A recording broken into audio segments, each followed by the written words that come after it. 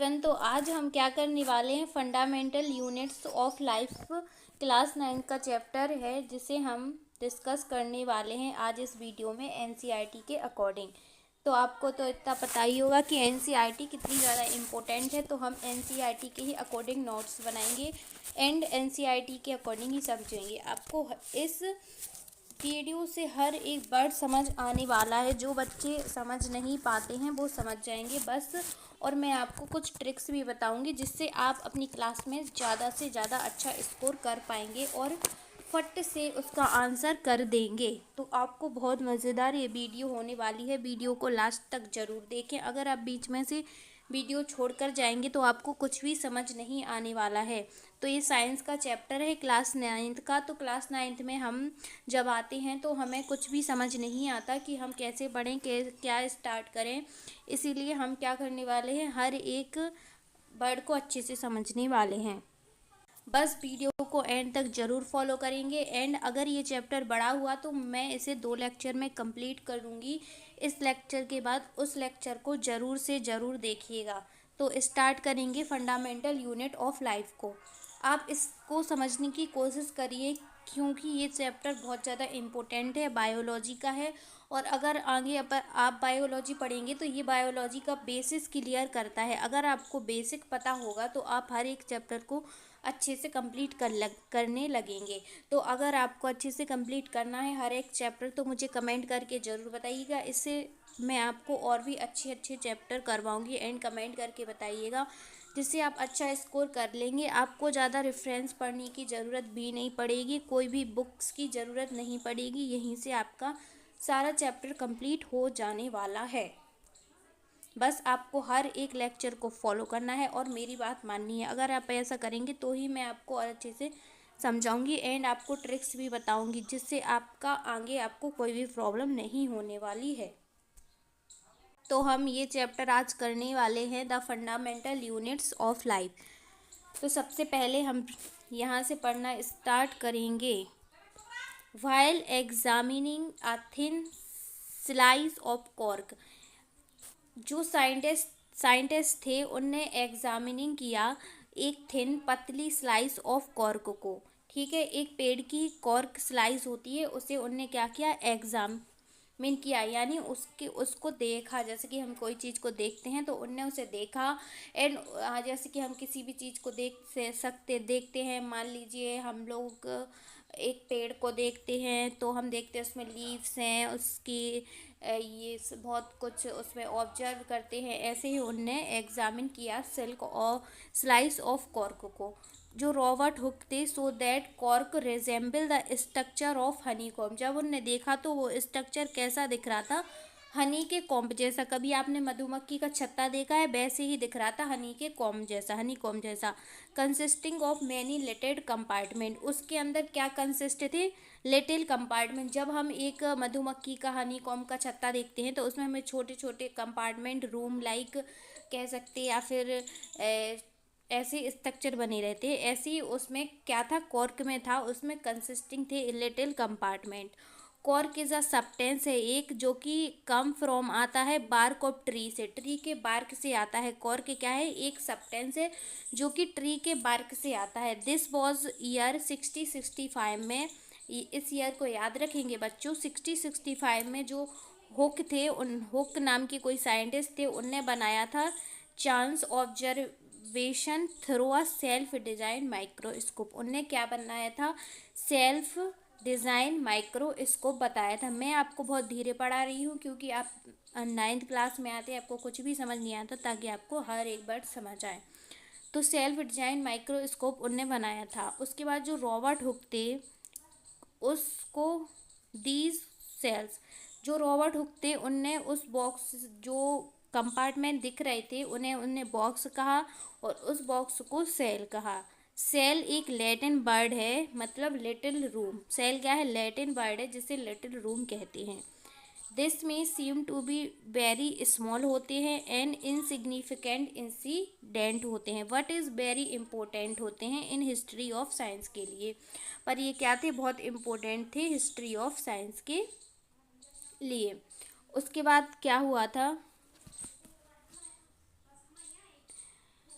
This was the very first time था जो someone had observe living things appear consist separate unit.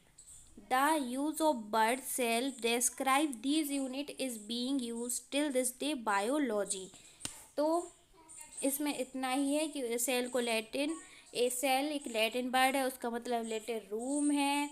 And उनने microscope में देखा, उसका उस कॉर्क है वो एक सब्सटेंस है जो कि ट्री ऑफ बार्क से आता है। बस इतना ही सब कुछ इस में बताया गया है। तो आई होप आपको समझ आया होगा। और ये एक एक्टिविटी है जो कि आपकी मैडम, आप इसे पढ़ लेना खुद से, इसमें कोई समझने वाला नहीं है। अब चलो आगे बात करते हैं। We can try preparing. उनने एक टेम्परेरी माउंट्स ऑफ पील्स लिया, मतलब ऑनियन ऑफ। ये भी एक्टिविटी आप इसे खुद से पढ़ लेना, ये एक्टिविटीज़ का हिस्सा है। मैं व्हाट आर दीज स्ट्रक्चर। चलो इसके स्ट्रक्चर के बारे में अब डिस्कस करते हैं। तो इसमें क्या है, the structure look like similar to each other, एक साथ from being structure like onion, bulb के जैसा दिखता है।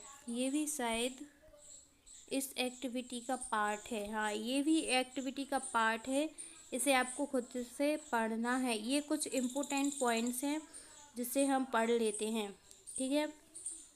सेल फर्स्ट डिस्कवर किसने किया था, रॉबर्ट हुक ने, जो कि 65 में किया था।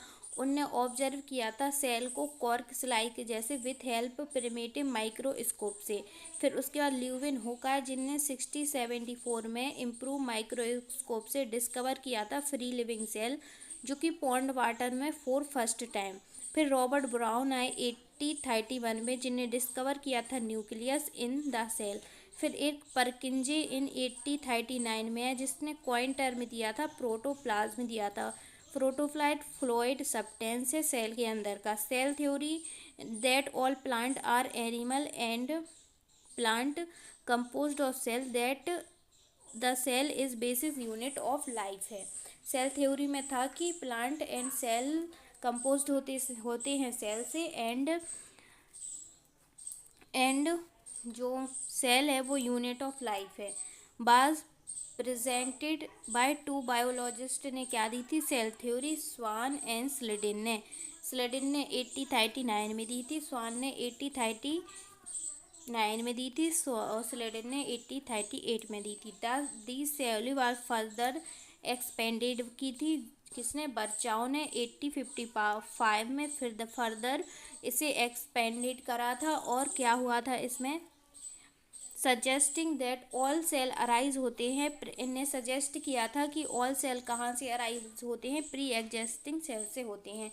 विद डिस्कवर इलेक्ट्रॉन माइक्रोस्कोप से 1940 में was possible to observe and understand the complex structure of the cell and various organelles. I hope आपको इतना समझ आ गया होगा। ये पॉइंट बहुत ज़्यादा इम्पोर्टेंट है, तो आप इन्हें एक बार अपने आप से ज़रूर पढ़ें। मेरे हर एक वर्ड पर फोकस करते हुए चलें, क्योंकि इसके बाद आपका एक भी क्वेश्चन गलत नहीं होने वाला है एंड आपको हर एक चीज़ समझ आ जाएगी। The invention of magnifying lens lead discover of the microscope world में knew now that single cell many constitute whole organism in amoeba.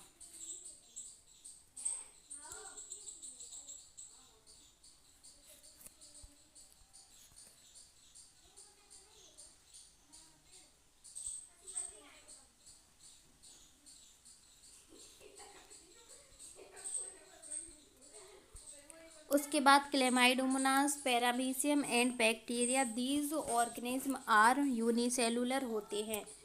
जो सिंगल सेल के होते हैं उन्हें हम क्या कहते हैं, यूनिसेलुलर कहते हैं। जिनमें सिंगल सेल होती है उसे हम यूनिसेलुलर कहते हैं।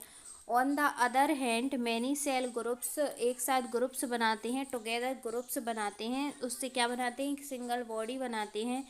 एंड एज्यूम डिफरेंट फंक्शन भी करते हैं। It form various body part, जिसे मल्टी सेलुलर ऑर्गेनिज्म कहते हैं। मल्टी यानी many. Such some fungi plant animal can be find name of some more unicellular organism. Every multi cellular organism has come होते हैं single cell से। Cell divide to produce cell their own. Cell divide होके खुद के ही kinds बनाती है। All cell दस come from pre existing material. I hope आपको समझ आया होगा कि सेल प्री एग्जिस्टिंग मटेरियल से बनते हैं। Some organism can also have cell of different. Cell के डिफरेंट प्रकार होते हैं, काइंड्स होते हैं। Look the following picture. तो सबसे पहले स्मूथ मसल सेल जो इस शेप की होती है। ब्लड सेल ऐसे होते हैं। नर्व सेल ऐसे होते हैं। बोन सेल कैसे होते हैं? ओवम सेल ऐसा होता है। बोन सेल ऐसे होते हैं। स्पर्म ऐसा होता है। एंड फैट सेल ऐसा होता है। Various cells from human body. ये क्या है? ह्यूमन बॉडी के वेरियस सेल हैं। आई होप आपको इतना समझ आया होगा। तो ये इसका पैराग्राफ है जो हम पढ़ने वाले हैं। तो the shape and size of cell are related to specific function they perform. जो शेप एंड साइज है सेल का वो किससे रिलेटेड है? जो स्पेसिफिक फंक्शन, यानी कि सेल कोई स्पेसिफिक फंक्शन कर रहा हो परफॉर्म, उससे रिलेटेड है। सम सेल जैसे कि अमीबा हुआ, चेंजिंग अपना शेप चेंज कर लेता है। इन सम केसेस में सेल शेप कुड मोर और लेस फिक्स होता है and peculiar form of particular types of cell. For example nerve cell have typically shape होता है। Each living cell have the capacity होती है टू, उसके पास perform करने की, कुछ फंक्शन परफॉर्म करने की कैपेसिटी होती है। That are characters of all living form. ये क्या है? कैरेक्टर है लिविंग फॉर्म का कि जो सेल होती है उसके पास कैपेसिटी होती है सर्टेन फंक्शन परफॉर्म करने की। How does a living cell perform these basis function? We can that three is a division of labour in multi cellular organism such as human being में। These means that different part of human body perform करते हैं different function. जो different part हैं वो क्या करते हैं? Human body के डिफरेंट फंक्शन परफॉर्म करते हैं। Human body has a heart क्या करता है? ब्लड को पंप करता है। स्टोमक डाइजेस्ट करता है फूड को एंड सो ऑन। जैसे कि रेस्पिरेटरी सिस्टम रेस्पिरेशन करता है। Similar division of labour is also seen with a single cell में भी होता है। In fact each such cell has got certain specific component with known as organelles, जिसे हम क्या कहते हैं? ऑर्गेनली कहते हैं।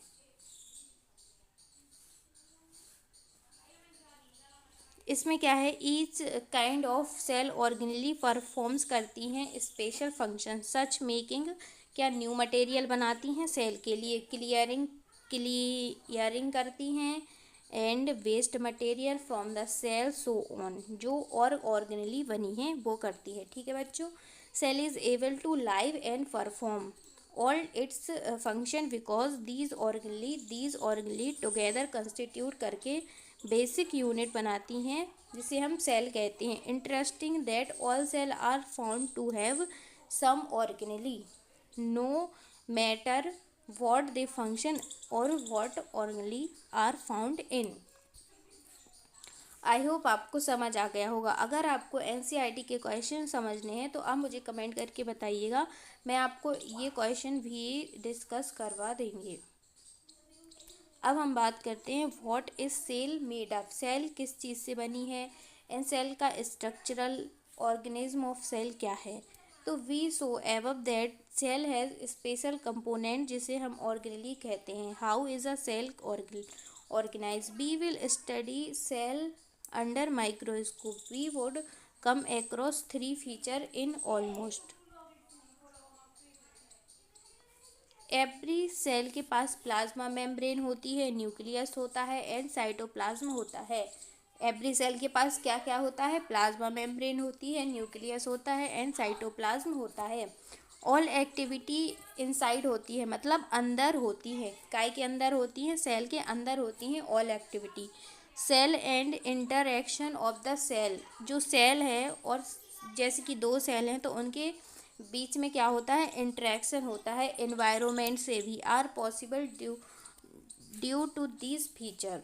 ये फीचर पॉसिबल होते हैं।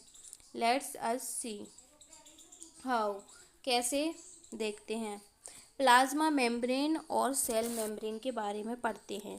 तो this is the outermost covering होती है ऑफ सेल की, कौन सेपरेट होती है contents of the cell from its external environment से। जो प्लाज्मा मेम्ब्रेन है वो अलाउ करती है और परमिट करती है entry and exist of some material को in and out of the cell. It also prevent करती है movement of some other material को।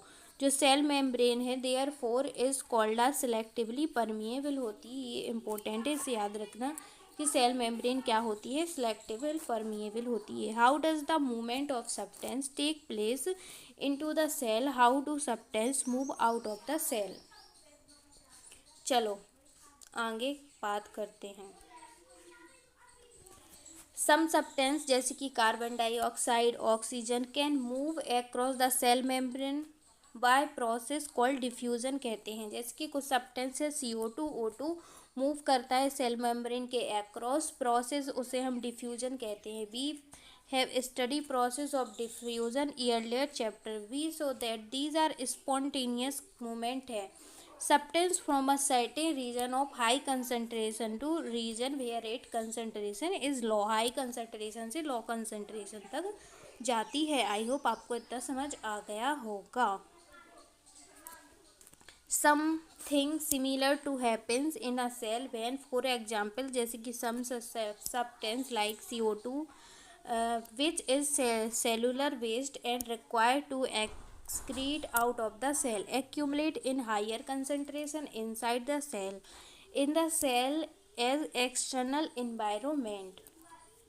जो कंसंट्रेशन है CO2 की इज लॉ कंपेयर टू जो अंदर की सेल की कंसंट्रेशन है। As to as the difference of concentration of CO2 अंदर होती है एंड आउट बाहर होती है सेल के। CO2 मूव करता है बाहर की तरफ सेल से from a region of high concentration से टू रीजन ऑफ जो लो कंसंट्रेशन है वो आउटसाइड द सेल होती है by the process of diffusion. Similarly जो O2 है वो एंटर करता है cell by the process of diffusion when the level of concentration O2 inside cell कम होती है यानी डिक्रीज होती है। और diffusion play an important role in gaseous exchange between the cell as well as cell and is external environment. Water also obey करता है law diffusion. The movement of water molecule through such A selectively permeable membrane जिसे हम osmosis कहते हैं। क्या कहते हैं, osmosis कहते हैं। जो मूवमेंट है water across the plasma membrane is also affected होती है by the amount of substance dissolve in water में होता है। जो ऑस्मोसिस है इज अ नेट डिफ्यूजन है of water across a selectively permeable membrane towards high solute concentration। What will happen we put a animal cell or a plant cell into solution of sugar or salt in water। If the medium surrounding the cell has higher water concentration than the cell, meaning outside solution is very dilute, the cell will gain a water osmosis। Such solution now as hypotonic solution। इसका मतलब है कि जो cell के surrounding जो medium है वो higher water concentration होता है देन द सेल। जो सेल है उसकी जो अगल बगल चारों तरफ जो मीडियम है वो हायर वाटर कंसंट्रेशन होता है सेल के कंपैरिजन में। इसका मीनिंग है कि आउटसाइड जो सॉल्यूशन है सेल के बाहर वाला वो बहुत ज़्यादा डाइल्यूट होता है। सेल गेन करती है वाटर को ऑस्मोसिस के थ्रू और इस सॉल्यूशन को हम क्या कहते हैं, हाइपोटोनिक सॉल्यूशन कहते हैं। जो वाटर मॉलिक्यूल हैं वो फ्री टू पास होते हैं एक्रॉस मेम्ब्रेन के इन बोथ डायरेक्शन। जो सेल की दोनों डायरेक्शन में मॉलिक्यूल फ्रीली पास होते हैं but more water will come into cell then will leave. And क्या होता है, ज़्यादा वाटर आता है and cell then will leave. The net overall result होता है कि water enter cell the cell likely swell up हो जाती है। मतलब इसका नेट रिजल्ट फाइनल रिजल्ट ये होता है कि सेल क्या हो जाती है, स्वेल अप हो जाती है। If the medium has exactly the same होता है water concentration as the cell, they will we not no net movement होता है of water across cell membrane. Medium है वो एग्जैक्टली सेम होता है वाटर कंसंट्रेशन की सेल के अंदर, there will be no net, इसका कोई नेट मूवमेंट नहीं होता जो वाटर का अक्रॉस होता है सेल मेम्ब्रेन की। इस सॉल्यूशन को हम आइसोटोनिक सॉल्यूशन कहते हैं। क्या कहते हैं? Isotonic solution. क्या कहते हैं? Isotonic solution. उसके बाद जो वाटर होता है across cell membrane both direction, उसे हम both direction but among going in same as the amount going out होता है। वट अमंग गोइंग क्या होता है? सेम होता है अमाउंट गोइंग आउट, एंड अंदर आने का और बाहर जाने का अमाउंट क्या होता है? सेम होता है। So they are no overall movement, कोई ओवरऑल मूवमेंट ऑफ वाटर नहीं होती है। दे विल स्टे मतलब एक जगह रुक जाता है सेम साइज में। If the medium has lower concentration water होती है देन द सेल के अंदर, इसकी मीनिंग है कि वेरी कॉन्सेंट्रेटेड सॉल्यूशन होता है। द सेल विल लूज करती है वाटर को ऑस्मोसिस के थ्रू सच सॉल्यूशन, इसे हम हाइपरटोनिक कहते हैं। मतलब लूज वाटर करती है सेल, उसे हम हाइपरटोनिक कहते हैं। एनसीईआरटी को समझना बिल्कुल भी आसान नहीं है, तो पहले लेक्चर देखें, उसके बाद ही खुद से एनसीईआरटी आप इस लेक्चर के बाद रीड करेंगे।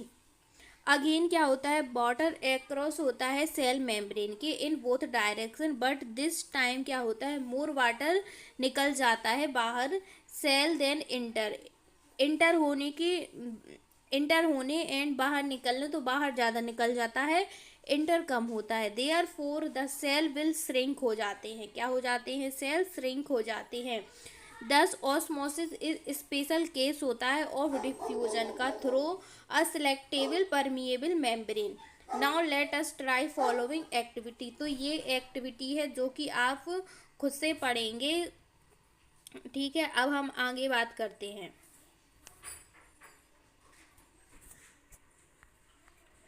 एक्टिविटी खुद से पढ़ना है।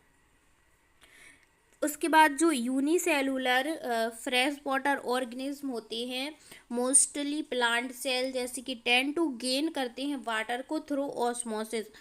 ऑस्मोसिस के थ्रू क्या करते हैं? वाटर लेते हैं, एब्जॉर्ब करते हैं और वाटर को प्लांट रूट कौन करती है? प्लांट रूट एब्जॉर्ब करती है वाटर को। इसका एग्जाम्पल है ऑस्मोसिस। डिफ्यूजन इज इम्पोर्टेंट है in exchange of gases and water के लिए in life of cell. Cell की लाइफ के लिए क्या इम्पोर्टेंट है? डिफ्यूजन इम्पोर्टेंट है exchange of gases and water के। In addition to this cell also often nutrient from the environment से डिफरेंट मॉलिक्यूल मूव करते हैं out of the cell through the types of transport requiring use of energy. Transport के लिए क्या require होता है? Energy. जो प्लाज्मा मेम्ब्रेन होती है वो फ्लेक्सिबल होती है एंड मेड अप होती है ऑर्गेनिक मॉलिक्यूल से, जिसे हम लिपिड एंड प्रोटीन कहते हैं। तो इसे याद रखेंगे बच्चों की प्लाज्मा मेम्ब्रेन क्या होती है? फ्लेक्सिबल होती है एंड वो मेड अप होती है, बनी होती है ऑर्गेनिक मॉलिक्यूल से, लिपिड एंड प्रोटीन है जो कि। हाउएवर जबकि वी कैन ऑब्जर्व करेंगे जो स्ट्रक्चर है वो प्लाज्मा मेम्ब्रेन का, वो only through an electro microscope से भी ही हम देख सकते हैं। जो प्लाज्मा मेम्ब्रेन का स्ट्रक्चर है उसे हम काय के थ्रू देख सकते हैं? इलेक्ट्रॉन माइक्रोस्कोप के थ्रू देख सकते हैं। आई होप आपको अच्छे से समझ आ रहा होगा। तो पहले लेक्चर देखें फिर खुद से एनसीईआरटी पढ़ें तो आपको सब समझ आएगा। जो फ्लेक्सिबिलिटी है सेल मेम्ब्रेन की वो ऑल्सो इनेबल होती है द सेल क्या करते हैं? इनगल्फ करते हैं इन फूड को। जो फ्लेक्सिबिलिटी है सेल मेम्ब्रेन की वो इनेबल होती है, सेल क्या करते हैं? इनगल्फ करते हैं फूड को and other material from its external environment से। इस प्रोसेस को हम क्या कहते हैं? एंडोसाइटोसिस कहते हैं। क्या कहते हैं? एंडोसाइटोसिस कहते हैं। मैं एक बार फिर से रिपीट करती हूँ कि जो फ्लेक्सिबिलिटी है सेल मेम्ब्रेन की वो ऑल्सो इनेबल होती है सेल इनगल्फ इन फूड के लिए एंड अदर मटेरियल फ्रॉम जो एक्सटर्नल बाहरी इन्वायरमेंट से है, जो सच RNAs, उसे हम एंडोसाइटोसिस कहते हैं। क्या कहते हैं? एंडोसाइटोसिस कहते हैं। अमीबा एक्वायर इन फूड थ्रू सच प्रोसेस। जो अमीबा है वो एक्वायर करता है फूड को, इस प्रोसेस से अमीबा क्या करता है? फूड को एनगल्फ करता है। इससे याद रखेंगे। चलिए, what do we infer from activity. तो ये एक्टिविटी के बारे में बताया गया है। इट अपेयर, हमने देखा, only living cell and not dead cell are able absorb water by osmosis. Focus बनाए रखें, हर एक वर्ड पर फोकस करें। जो सेल वॉल होती है वो परमिट होती है सेल ऑफ प्लांट। जो फंगी है एंड बैक्टीरिया है to withstand very dilute होते हैं, यानी हाइपोटेनिक होते हैं। हाइपोटोनिक होते हैं, वेरी डाइल्यूट होते हैं, हाइपोटेनिक होती है। External medium without bursting, in such medium the cell tend to be take up water by osmosis. मतलब कि जो एक्सटर्नल मीडियम है वो विथआउट वर्स्टिंग है। In such medium cell tend to take up water करती है बाय ऑस्मोसिस। जो cell है वो फूल जाते हैं, building up pressure against cell wall के अगेंस्ट प्रेशर लगता है, बॉल एग्जर्ट करते हैं, equal pressure against the soil हो जाते हैं सेल। बिकॉज, क्योंकि their wall such cell can withstand much greater change होता है in surrounding medium then animal cell. I hope आपको इतना समझ आ गया होगा। अब हम बात करते हैं सेल वॉल के बारे में। तो plant cell in addition to the plasma membrane have another result, जो एनोदर रिजिड आउटर कवरिंग है सेल की, उसे हम सेल वॉल कहते हैं। सेल वॉल कैसी होती है? रिजिड होती है। सेल वॉल लाई करती है आउटसाइड ऑफ प्लाज्मा मेम्ब्रेन, यानी प्लाज्मा मेम्ब्रेन के बाहर लाई करती है। Plant cell wall is mainly composed of cellulose. Plant cell काय से कंपोज्ड होती है? सेलुलोज से होती है। काय से कंपोज्ड होती है? सेलुलोज से होती है। जो सेलुलोज है इज अ कॉम्प्लेक्स सब्सटेंस है। फिर सेलुलोज क्या है? कॉम्प्लेक्स सब्सटेंस है एंड वो प्रोवाइड करता है स्ट्रेंथ ऑफ प्लांट। क्या करता है? प्रोवाइड करता है strength of plant. When a living plant cell है वो लूज करती है वाटर को through osmosis, there is shrinkage हो जाता है और कॉन्ट्रैक्शन ऑफ कंटेंट हो जाता है ऑफ द सेल के अवे। कहाँ हो जाता है? अवे। ये सब किस में होता है? प्लांट सेल में होता है। इसका मतलब है कि जो प्लांट सेल होते हैं वो अपने बॉर्डर को लूज करते हैं ऑस्मोसिस के थ्रू और क्या हो जाते हैं? श्रिंक हो जाते हैं, कॉन्ट्रैक्शन हो जाते हैं और कंटेंट को क्या कर सकते हैं? कंटेंट ऑफ सेल को क्या करते हैं? Away from the cell wall कर लेते हैं। इस फिनोमिना को हम प्लाज्मोलाइसिस कहते हैं। क्या कहते हैं? प्लाज्मोलाइसिस कहते हैं।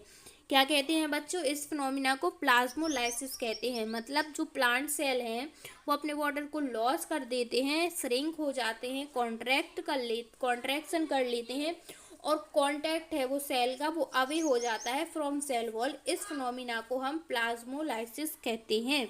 आई होप आपको समझ आया होगा मेरे प्यारे बच्चों। वी कैन ऑब्जर्व करेंगे phenomena by perform the following activity. तो इस एक्टिविटी को जब आप परफॉर्म करेंगे तो उसमें आपको सब समझ आ जाएगा कि प्लाज्मोलाइसिस कहते हैं। बस जो मैंने बताया उसे याद जरूर कर लेना कि प्लाज्मोलाइसिस क्या होता है। अब हम बात करते हैं न्यूक्लियस को। याद करो, टेम्पररी अमाउंट ऑफ जो ऑनियन पील होता है we prepared, we had put iodine solution on a peel. हम आयोडीन सॉल्यूशन पुट करेंगे पील पर। What would we see? हम देखेंगे कि try observing the peel without putting iodine solution, try it and see what the difference of further. When we put iodine solution on peel, did each cell get evenly colored according to their chemical composition? According to their chemical composition क्या होता है? Different reason होती हैं cell की, वो gate coloured हो जाती हैं डिफरेंशियली। सम रीजन अपेयर होते हैं darker and other region. Apart from iodine solution we could also use safranin solution और methylene blue solution to stain in cell. We have observe onion peel let this activity.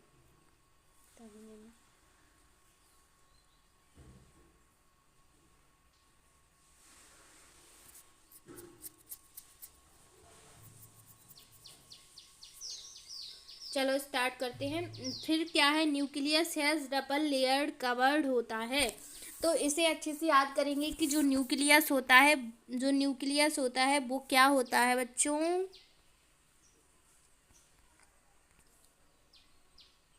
जो nucleus होता है वो double layer covered होता है। इसे highlight करेंगे, जिसे हम न्यूक्लियर मेम्ब्रेन कहते हैं। क्या कहते हैं? न्यूक्लियर मेम्ब्रेन कहते हैं। जो न्यूक्लियस है वो डबल लेयर कवरिंग होती है, जिसे हम न्यूक्लियर मेम्ब्रेन कहते हैं। द न्यूक्लियर मेम्ब्रेन के पास पोर होता है विच अलाउ करता है ट्रांसफ़र ऑफ मटेरियल को फ्रॉम अंदर ले जाने के लिए material and nucleus it outside ले जाने के लिए। तो सबसे पहले न्यूक्लियस डबल लेयर्ड कवरिंग होता है, जिसे हम न्यूक्लियर मेम्ब्रेन कहते हैं। न्यूक्लियर मेम्ब्रेन के पास एक पोर होता है जो कि अलाउ करता है transfer material from inside the nucleus to its outside, that is to the cytoplasm which we talk about in session। फिर क्या करेंगे, जो न्यूक्लियस है वो क्या कंटेन करते हैं? न्यूक्लियस क्या कंटेन करते हैं? क्रोमोसोम। क्या करते हैं? न्यूक्लियस क्रोमोसोम कंटेन करते हैं विच आर विजिबल होते हैं। कैसे दिखते हैं हमें क्रोमोसोम? रॉड शेप्ड दिखते हैं। क्या आपने रॉड देखी है? वैसे ही क्या दिखते हैं? क्रोमोसोम दिखते हैं। Structure only when the cell is about to divide. Chromosome contain करते हैं information of inheritance of character from parent to next generation in the form of DNA. इसका मतलब है कि जो न्यूक्लियस है वो क्या कंटेन करते हैं? क्रोमोसोम कंटेन करते हैं, और वो विजिबल होते हैं rod shape structure only when the cell about divided. कब दिखते हैं? जब सेल डिवाइडेड होते हैं तभी हम इन्हें देख सकते हैं। जो क्रोमोसोम है वो क्या कंटेन करते हैं? इंफॉर्मेशन कंटेन करते हैं फॉर इनहेरिटेंस ऑफ कैरेक्टर। इसका मतलब है, इनहेरिटेंस ऑफ कैरेक्टर का मतलब है जो पेरेंट्स हैं, पेरेंट्स से जो जनरेशन होती है, जो बच्चे होते हैं, तो जो पेरेंट्स के कैरेक्टर हैं वो बच्चों में जाते हैं, उसे ही हम इनहेरिटेंस ऑफ कैरेक्टर कहते हैं। जो कि पेरेंट्स टू जनरेशन जाते हैं in the form of DNA. जिस फॉर्म में जाते हैं उसे हम डीएनए कहते हैं। इसका फुल फॉर्म है डीऑक्सी राइबो न्यूक्लिक एसिड। ये एक मॉलिक्यूल है।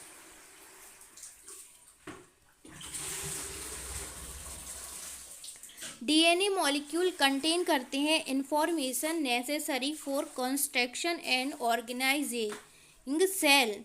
मतलब जो डीएनए मॉलिक्यूल हैं वो इंफॉर्मेशन कंटेन करते हैं ज़रूरत for construction and organizing cell. इसका मतलब है कि जो डीएनए मॉलिक्यूल हैं वो इंफॉर्मेशन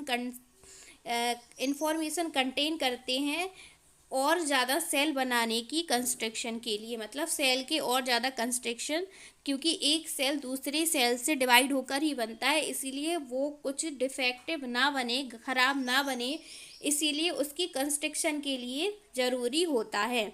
उसके बाद जो फंक्शनल सेगमेंट है ऑफ डीएनए उसे हम जीन कहते हैं। क्या कहते हैं? फंक्शनल सेगमेंट ऑफ डीएनए है जिसे हम जीन कहते हैं। फंक्शनल सेगमेंट है उसे हम क्या कहते हैं? जीन कहते हैं। In a cell which not dividing this DNA is present a part of chromatin material. जब सेल डिवाइड नहीं होते हैं तो डीएनए किस पार्ट में स्टोर होता है? Chromatin material. जो क्रोमेटिन मटेरियल है वो विजिबल होता है is entangled mass of thread like structure. मतलब थ्रेड यानी धागे की तरह हमें दिखता है क्रोमेटिन, जब सेल डिवाइड नहीं होते हैं। Whenever the cell is about to divide हो जाते हैं, the chromatin material get organize होता है इनटू क्रोमोसोम। तो हम क्रोमोसोम को कब देखते हैं? जब सेल डिवाइड हो जाते हैं, तब हमें क्या दिखते हैं? क्रोमोसोम दिखते हैं। एंड जब तक सेल डिवाइड नहीं होते हैं उससे पहले हमें क्रोमेटिन की तरह दिखता है, यानी थ्रेड लाइक दिखता है। क्या? न्यूक्लियस। चलो, न्यूक्लियस प्ले करता है central role in cellular reproduction के लिए। क्या करता है? न्यूक्लियस प्ले करता है central role in cellular reproduction के लिए। The process by which single cell divide होते हैं फ्रॉम टू सेल में। इट ऑल्सो क्रूशियल पार्ट होता है along with the environment. It determining कर सकते हैं way the cell will develop and what for it will exhibit करते हैं मैच्योरिटी को। मतलब जो न्यूक्लियस है वो सेंट्रल रोल के लिए सेलुलर रिप्रोडक्शन होता है, उसके लिए, उस प्रोसेस के लिए काम होता है। सिंगल सेल डिवाइड करते हैं, उससे दो सेल बनते हैं। ऑल्सो प्ले क्रूशियल रोल करता है एलोंग विद द एनवायरमेंट। जो डिटरमाइनिंग वे है वो सेल विल डेवलप होते हैं, what form it will exhibit करते हैं a maturity, by directing the chemical activity of the cell. In some organism जैसे कि बैक्टीरिया हुआ, उनका न्यूक्लियर रीजन ऑफ सेल में भी पुअरली डिफाइन होता है ड्यू टू एब्सेंस होता है nuclear membrane. Such as undefined nuclear region होता है जो कंटेनिंग करता है ओनली न्यूक्लिक एसिड को, उसे हम न्यूक्लियोइड कहते हैं। कुछ ऑर्गेनिज्म होते हैं हुज सेल, उनके पास न्यूक्लियर मेम्ब्रेन एब्सेंट होता है, ले का न्यूक्लियर मेम्ब्रेन होता है, मतलब न्यूक्लियर मेम्ब्रेन एब्सेंट होता है। ऐसे को हम क्या कहते हैं? प्रोकैरियोटिक कहते हैं। ऐसे सेल्स को हम क्या कहते हैं? प्रोकैरियोटिक कहते हैं। प्रो यानी प्रिमिटिव और प्राइमरी, कैरियो यानी nucleus. Organism with cell having a nuclear membrane are called eukaryotic. जिसके पास न्यूक्लियस होता है, न्यूक्लियर मेम्ब्रेन होता है, उसे हम क्या कहते हैं बच्चों? उसे हम यूकैरियोटिक कहते हैं। और जिसके पास न्यूक्लियर मेम्ब्रेन एब्सेंट होती है उसे हम प्रोकैरियोटिक कहते हैं। Very very very very very important. अब बात करते हैं और ज़्यादा प्रोकैरियोटिक सेल के बारे में। तो प्रोकैरियोटिक सेल देखेंगे 5.4 फिगर में। Also lake most of the other cytoplasmic organelle. जो प्रोकैरियोटिक सेल है उसके पास न्यूक्लियर मेम्ब्रेन के साथ साथ और भी अदर साइटोप्लाज्मिक ऑर्गेनली भी एब्सेंट होती है, मतलब होती ही नहीं है। जैसे कि प्रेजेंट इन यूकैरियोटिक सेल। और यूकैरियोटिक सेल में क्या होती है? प्रेजेंट होती है। मैनी ऑफ फंक्शन है of such organelle also called perform करते हैं poorly organism part of the cytoplasm. जो क्लोरोफिल है इन photosynthetic prokaryotic bacteria is associate होता है विथ मेम्ब्रेन बेसिलस, यानी बैग लाइक स्ट्रक्चर होता है। बेसिकल्स एक बैग लाइक स्ट्रक्चर होता है, but not with plastid as in eukaryotic cell. जैसे कि आप देख सकते हैं प्रोकैरियोटिक सेल में प्लाज्मा मेम्ब्रेन है, राइबोसोम है, सेल वॉल भी है, न्यूक्लियोइड भी है, पर न्यूक्लियर मेम्ब्रेन नहीं है। अब हम आगे चलते हैं और